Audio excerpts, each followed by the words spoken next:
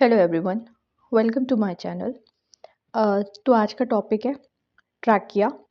और ट्रैकिया को कॉमनली हम लोग विंड पाइप कहते हैं। ट्रैकिया रेस्पिरेटरी सिस्टम का एक बहुत इम्पोर्टेंट पार्ट है और ये कंडक्टिंग जोन का हिस्सा होता है। अगर इसकी डेफिनेशन की बात कर ले तो trachea it is a long flexible cartilaginous tube that forms an important part of the respiratory tract. ये कनेक्ट करता है लैरिक्स को, जिसको हम लोग वॉइस बॉक्स भी कहते हैं, to the bronchi of the lungs. It act as a passage of air to move in and out of the lungs. मतलब ट्रैकिया जो होता है ये एक फाइब्रो कार्टिलेजियस ट्यूब है जो लैरिक्स से स्टार्ट होता है और ब्रोंकाई तक जाता है, और इसका मेन काम होता है एयर्स को लंग तक पहुंचाना। ट्रैकिया कंडक्टिंग जोन का पार्ट होता है। कंडक्टिंग जोन क्या होता है? कंडक्टिंग जोन रेस्पिरेटरी सिस्टम का वो हिस्सा होता है जिसका मेन काम होता है सिर्फ एयर को लंग्स तक पहुंचाना। गैस एक्सचेंज यहाँ नहीं होगा। तो कंडक्टिंग जोन में और भी चीज़ें इंक्लूडेड होती है। हमें पता है कि हमारी एयर जो होती है वो नोज में एंटर करती है, फिर नोज से नेजल कैविटी से वो फेरिक्स में जाएगी, फेरिक्स से लैरिक्स एंड देन ट्रैकिया, उसके बाद ब्रोंकाई और फिर ब्रोंक्योल्स तक जाएगी। तो सिंपल वर्ड में अगर याद रखोगे तो कंडक्टिंग जोन जो होता है एयर को फिल्टर, वार्म एंड ह्यूमिड करने का काम करता है before the air reaches to the lungs. और वही रेस्पिरेटरी जोन जो होता है वहाँ पे एक्चुअल गैसियस एक्सचेंज होता है, ऑक्सीजन कार्बन डाइऑक्साइड का वहाँ पे एक्सचेंज होगा। नेक्स्ट बात करते हैं ट्रैकिया की लेंथ की, शेप की एंड साइज की। ट्रैकिया की जो लेंथ होती है वो 10 टू 12 सेंटीमीटर होती है एडल्ट्स में। अगर इसकी डायमीटर की बात करें तो ये 2.5 सेंटीमीटर होता है। वही इसका शेप सिलिंड्रिकल दिख रहा है, ये सिलिंड्रिकल ट्यूब होता है, स्लाइटली फ्लैटेंड होता है from behind. It is a semi rigid due to the cartilage rings. आगे लोकेशन ऑफ ट्रैकिया की बात कर लेते हैं।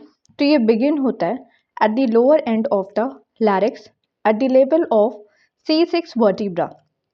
फिर ये एक्सटेंड करता है नीचे की तरफ downward into the thoracic cavity. It lies in the front of the oesophagus behind the sternum. Sternum को हम लोग ब्रेस्ट बोन भी कहते हैं।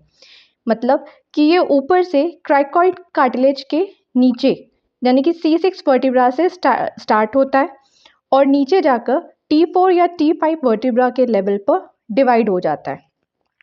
ठीक है, क्राइकॉइड कार्टिलेज के नीचे से ये स्टार्ट हुआ है और फिर ये जाके T4 या T5 वर्टिब्रा पे दो पार्ट्स में डिवाइड हो जाता है। इसी पॉइंट पर ट्रैकिया दो ब्रांचेस पे टूट जाती है। एक होती है राइट प्राइमरी ब्रोंकस, वही दूसरी होती है लेफ्ट प्राइमरी ब्रोंकस। इस पॉइंट को जहाँ से वो डिवाइड हो रही है इसे कार्सिना कैरिना ट्रैकिया कहते हैं। It and eight the level of the thoracic vertebra यानी कि T4 या T5. Here it divides into the two parts, right primary bronchus and the left primary bronchus. इस पार्ट ऑफ डिवीजन को, इस point को carina बोलते हैं। Next we move on the relation of the trachea. Trachea के relation समझते हैं। तो एंटीरियर साइड में जो ट्रैकिया होता है वो मिलता है स्टर्नम से, थाइमस से एंड दी बहुत सारी ब्लड वेजल से। उसके बाद करते हैं पोस्टीरियर साइड पे यानी कि पीछे की तरफ ईसोफेगस प्रेजेंट होता है और लारेंजियल नर्व्स प्रेजेंट होती हैं। वहीं अगर लेटरल साइड में बात करें तो यहाँ पे थायराइड ग्लैंड होता है, कैरोटिड आर्टरीज होती हैं एंड द वेगस नर्व होती हैं। इसका मतलब कि ट्रैकिया एक हाईली इंपॉर्टेंट एनाटॉमिकल रीजन में लोकेटेड होता है।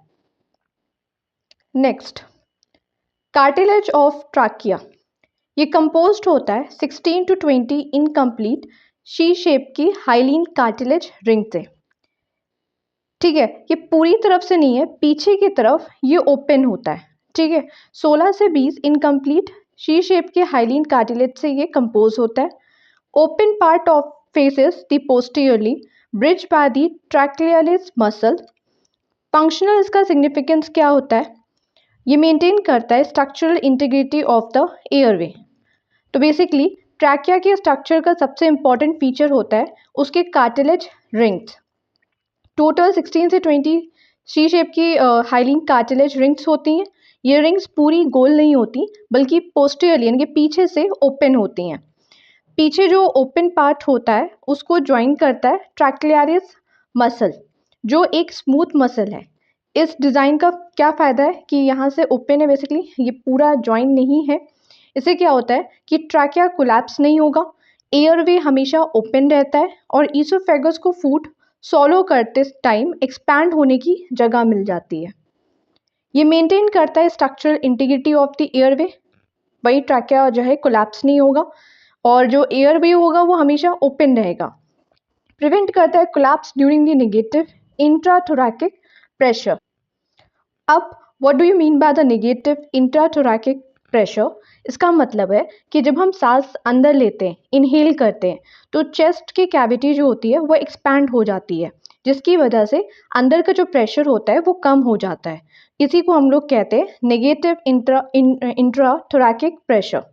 पोस्टीरियर गैप अलाउ यानी कि जो पीछे का ये गैप है ये अलाउ करता है ईसोफेरेंजियल को एक्सपेंशन करने में, यानी कि ईसोफेगस को जब हम फूड गटक रहे होते हैं उसको एक्सपैंड करने में ये हेल्प करता है ना। ये ईसोफेगस है, यहाँ पे ट्रैक्लियालिस मसल है, दिस वन रेड वाला डार्क रेड पोर्शन। अब ट्रैकिया के पास 4 लेयर होती हैं, एक म्यूकोसा है दिस वन एंड सब म्यूकोसा। आगे 2 और लेयर्स हैं जिनके बारे में हम डिटेल से पढ़ेंगे। यहाँ पे आ जाते हैं tracheal wall layers. Tracheal wall layer जो होती हैं वो 4 तरह की होती हैं। एक होती है म्यूकोसा, सबसे अंदर होती है म्यूकोसा, यहाँ लाइनिंग होती है pseudo stratified ciliated columnar epithelium की, और यहाँ पे प्रेजेंट जो होता है वो गॉबलेट सेल्स होते हैं, बेसल सेल्स होते हैं और सीलिया भी यहाँ पे प्रेजेंट होता है। गॉबलेट सेल्स का काम क्या होता है कि ये म्यूकस को सिक्रीट करते हैं, बनाते हैं, और सीलिया जो होता है वो उस म्यूकस को ऊपर की तरफ मूव करता है। ऊपर की तरफ मतलब थ्रोट की तरफ वो मूव करता है। यहाँ पे lamina propria which is rich in elastic fibres also present. Submucosa की बात कर लेते हैं। तो सब म्यूकोसा इसके बाद होती है, म्यूकोसा के बाद सब म्यूकोसा प्रेजेंट होती है, जिसमें सिरोम्यूकस ग्लैंड्स होते हैं, ब्लड वेजल्स प्रेजेंट होते हैं, लिम्फेटिक प्रेजेंट होते हैं and the nerve fibres are also present. ये लेयर म्यूकस सिक्रीशन और नरिशमेंट के लिए रिस्पॉन्सिबल होती है। Next we have the third layer, जिसको हम लोग कहते हैं cartilaginous layer. Hyaline cartilage rings जो होती हैं यहाँ पे प्रेजेंट होती है, ये लेयर में प्रेजेंट होती है। ट्रैक्लियरिस मसल भी यहाँ पे प्रेजेंट होती है, पोस्टीरियर की तरफ ये मसल जो होती है वो प्रेजेंट होती है। फिर आता है एडवेंटिशिया। एडवेंटिशिया जो होता है ये लूज कनेक्टिव टिश्यू से बना हुआ है, ये सबसे बाहर होती है, यानी कि आउटर लेयर है जो एक लूज कनेक्टिव टिश्यू से बनी हुई होती है। ये ट्रैकिया को आसपास के ऑर्गन से अटैच करने का काम करती है, to anchor the trachea to the surrounding structures. Next blood supply की बात कर लेते हैं ट्रैकिया में। सो आर्ट्रियल सप्लाई यानी कि ब्लड जो सप्लाई होता है वो इंफीरियर थायराइड आर्टरी से होता है एंड द ब्रोंकियल आर्टरी से होता है, यानी कि ट्रैकिया को जो ब्लड मिलता है वो inferior thyroid artery and the bronchial artery से मिलता है।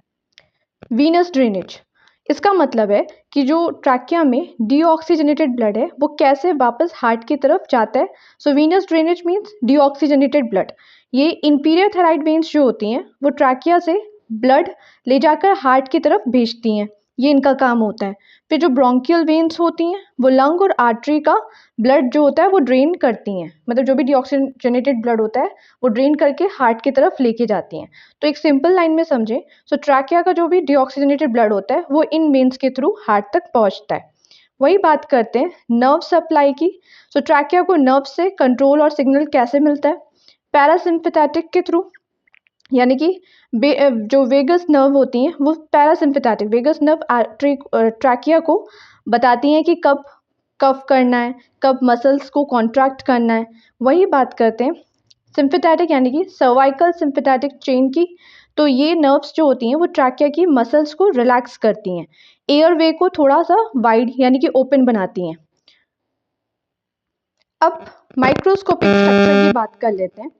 तो जो इनर लाइनिंग होती है ट्रैकिया में वहाँ पे सीलिया प्रेजेंट होते हैं, ये हेयर लाइक स्ट्रक्चर्स होते हैं, these are all are the cilia. जो छोटे-छोटे हेयर लाइक स्ट्रक्चर होते हैं, that beats upward.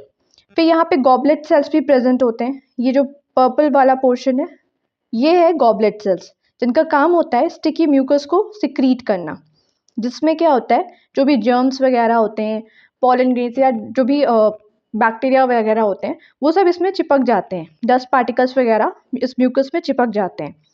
Mucus gland जो होता है वो सिक्रीट करता है मॉइस्चर, एयर में मॉइस्चर ऐड करने का भी ये काम करते हैं, and this form the mucociliary escalator system. अब इसका मतलब क्या हुआ कि जो गॉबलेट सेल्स हैं ये म्यूकस को सिक्रीट करेंगे। अब ये म्यूकस स्टिकी होता है तो उस पर डस्ट पार्टिकल्स वगैरह चिपक जाएंगे, और जब ये चिपक जाते हैं तो सीलिया जो होता है ये इन्हें ऊपर की तरफ मूव करता है। हेयर लाइक स्ट्रक्चर होते हैं तो ये ऊपर की तरफ, मतलब कि थ्रोट की तरफ इसका मूवमेंट करते हैं। तो हमारे जो खांसने की वजह से क्या होता है, ये मटेरियल जो भी होता है वो बाहर निकल जाता है। Next we have a physiology of the trachea. Air condition, सबसे पहला फंक्शन है एयर को लंग्स तक ले जाना। So primary function it is a transport of atmospheric air to the lungs. दूसरा है एयर कंडीशनिंग, मतलब ट्रैकिया एयर को वार्म करती है, ह्यूमिड करती है, मॉइस्ट बनाती है। ये सब होता है रिच ब्लड वेसल सप्लाई की वजह से और म्यूकस ग्लैंड की वजह से, क्योंकि जो म्यूकस होता है वो उसमें ह्यूमिडिटी मॉइस्चर जो होता है वो ऐड करता है।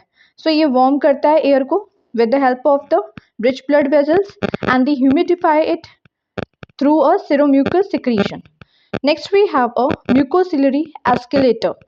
ये एक बहुत इंपॉर्टेंट डिफेंस मैकेनिज्म है जिसके बारे में मैंने पीछे बता दिया है कि जो सीलिया होता है वो बीट इट सेफेराल्ड डायरेक्शन।